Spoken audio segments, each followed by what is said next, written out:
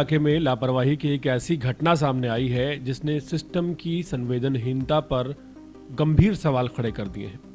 बुधवार सुबह करीब 7 साढ़े 7 बजे का समय था जब एक बच्ची स्कूल जा रही थी। रास्ता महज 15 या 20 फुट चौड़ी गली का था।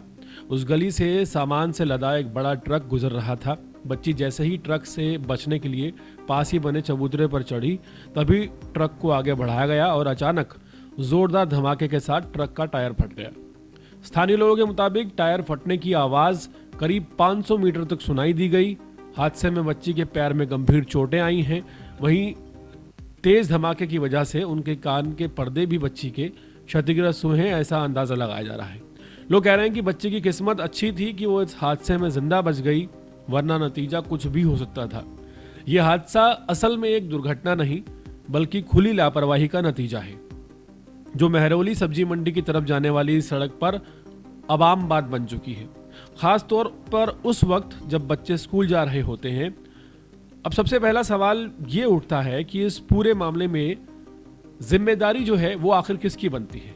क्या दिल्ली नगर निगम की जिम्मेदारी है, दिल्ली सरकार की जिम्मेदारी है, दिल्ली पुलिस या ट्रैफिक पुलिस में से किसी की जिम्मेदारी है जो मानने को तैयार नहीं है, या फिर सबने अपने अपने हाथ खड़े कर दिए?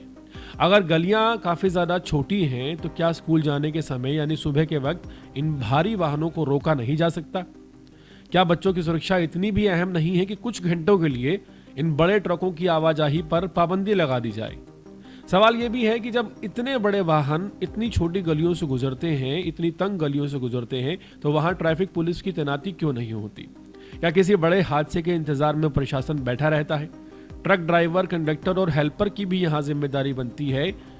अगर वो जानते हैं कि रास्ता छोटा है और आसपास बच्चे और आम लोग मौजूद हैं, तो ये उनकी जिम्मेदारी बनती है कि पूरी सावधानी बरती जाए और ये सुनिश्चित किया जाए कि कोई अगर हादसा हुआ तो उसकी चपेट में नहीं आएगा।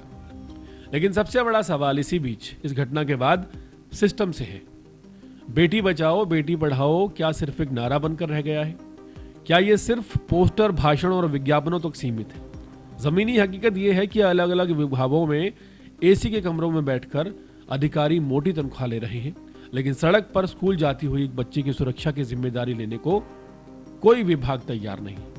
यह हादसा एक चेतावनी है कि अगर अब भी जिम्मेदार विभाग नहीं जागे तो अगली बार शायद कोई बच्चा इतना भाग्यशाली ना हो। सवाल सिर्फ हादसे का नहीं है, सवाल सिस्टम की जवाबदेही का है। और अब यह देखना होगा कि क्या इस घटना के बाद वाकई कोई ठोस कदम उठाया जाएगा या फिर ये मामला भी आम हादसों की तरह फाइलों में दफन हो जाएगा। एक स्कूल जाती बच्ची को अगर इतने बड़े हादसे का सामना करना पड़ा तो उसके जीवन में ये एक हादसा जो है एक बुरी याद बनकर हमेशा बना रहेगा उसकी यादों में। और सवाल ये है कि अगर आज इस बच्ची की जान चली जाती तो किसे जिम्मेदार ठहराया जाता और किसके ऊपर एक्शन लिया जाता? इससे पहले कि कुछ और बच्चों के साथ बड़ा हादसा हो, प्रशासन को चाहिए कि यहाँ पर ट्रैफिक पुलिस की तैनाती हो और जिस वक्त बच्चे स्कूल जाते हैं और आते हैं उस वक्त खास तौर पर इन बड़े वाहनों की आवाजाही पर पूरी तरह से बैन होना चाहिए।